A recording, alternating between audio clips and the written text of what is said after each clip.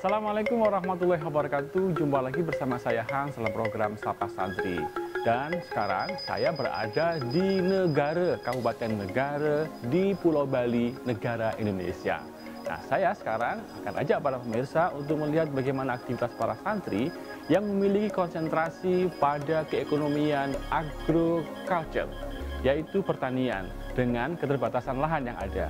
Nah, tidak hilang akal, pengasuh pun mengajarkan bagaimana para santri untuk bisa bercocok tanam dengan lahan yang sempit dengan hidroponik. Nah, bagaimanakah aktivitas para santri yang ada di pesantren Nurul Ikhlas ini tetap dalam program Sapa Santri. Kali ini, tim Sapa Santri kembali berada di Pulau Dewata, Bali. Kita akan melihat dan menyapa para santri yang sedang nyantri di salah satu pesantren yang ada di Pondok Pesantren Nurul Ikhlas, Bali Barat. Tentu saja, ada bermacam kegiatan para santri di pondok pesantren ini.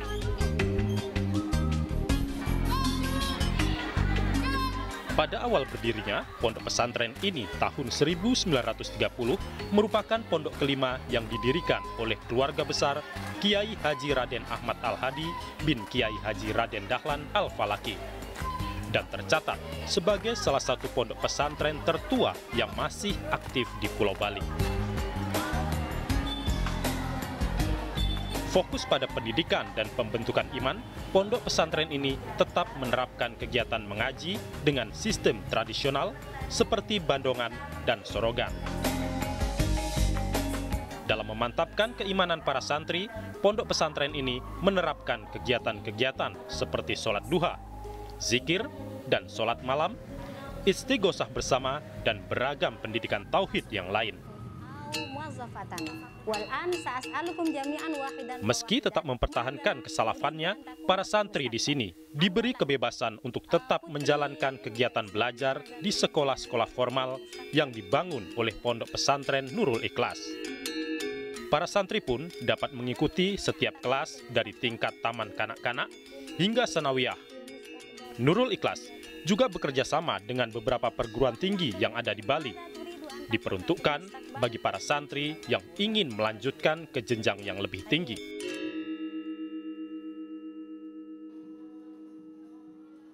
Tidak itu saja, pondok pesantren juga sangat memperhatikan perkembangan pendidikan para santri, tidak hanya dalam lingkup akademisi dan keimanan saja. Para santri di sini juga dibekali beragam keterampilan yang dapat menunjang kemampuan mereka dalam dunia kerja. Contohnya, para santri putri diberi beragam keterampilan yang dapat mereka pelajari dengan mudah. Salah satunya dengan keterampilan tata boga, membuat dan menghias nasi tumpeng yang merupakan kegiatan yang cukup menyenangkan bagi para santri putri untuk dipraktekkan. Kegiatan ini sangat bermanfaat bagi para santri putri, mengingat di Bali merupakan pulau yang hampir setiap hari penduduknya melakukan sejumlah kegiatan upacara adat tradisional yang berhubungan erat dengan kuliner.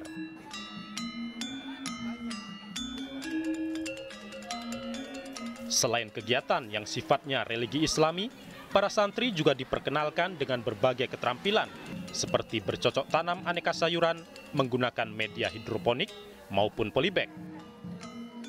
Dengan memanfaatkan lahan yang seadanya di sela-sela asrama atau lahan kosong di antara kelas, para santri belajar untuk bercocok tanam dengan mengoptimalkan keterbatasan lahan.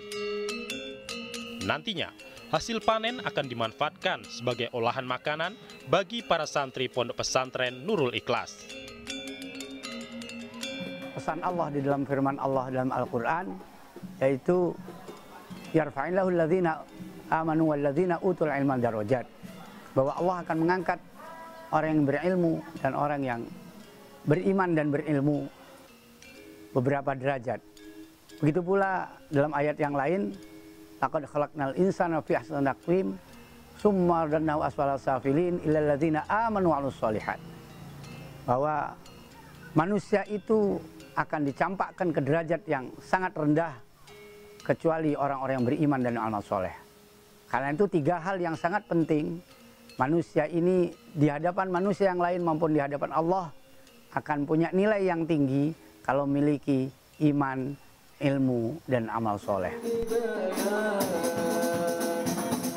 Secara tidak langsung, Pondok Pesantren Nurul Ikhlas dinilai mampu memberikan bekal tambahan bagi para santrinya. Selain kemampuan intelektual religius Islami, para santri juga diajari sejumlah keterampilan lain agar saat telah lulus nanti, mereka bisa melengkapi mata rantai kehidupan bermasyarakat.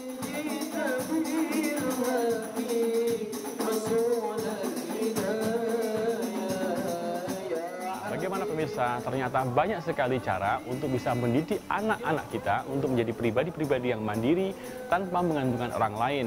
Dari kecil sudah diajari berkarya, berbakti, dan juga hidup bersama dengan para teman-teman yang lainnya. Harapannya bisa menjadi orang-orang yang bisa berbakti dan bermanfaat bagi bangsa ini sesuai dengan kemampuan dan bidang masing-masing tanpa meninggalkan agama, bangsa, dan juga keilmuannya yang matang. Masih banyak informasi tentang pesantren di episode berikutnya. Tetap dalam program Sapa Santri. Wassalamualaikum warahmatullahi wabarakatuh.